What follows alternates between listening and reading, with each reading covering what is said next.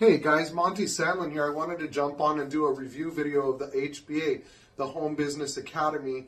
I love this business and I'm sharing it with you guys today that if anybody is out there possibly looking to start a really good home-based business, I found that the Home Business Academy has given me the tools to have success online as long as I was willing to put the effort and investment into myself.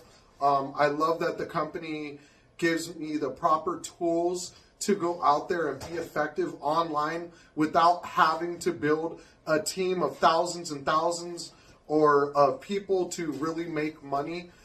Here, the company pays out 80%. The tools are very, very effective, and it's only $25 to get started in this business.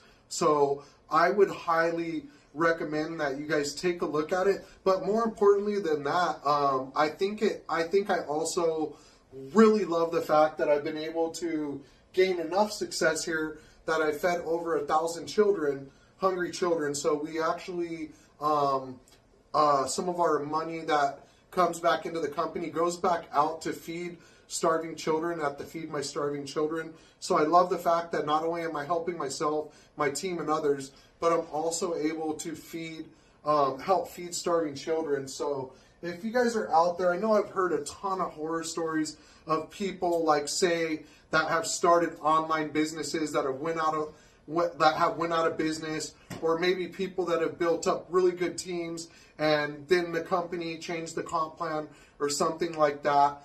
Here at HBA, Mike and Paul, the owners, are very, very honest. I personally had the chance to meet them at the Freedom Fest, where I've met them both personally, and I'm really urging you guys that if you're looking to get started with something that's really legit and feasible for you guys to actually do without having to have thousands and thousands of people on your team, that you take a look at this. And please definitely go to the link in the description and you guys could get started if you'd like.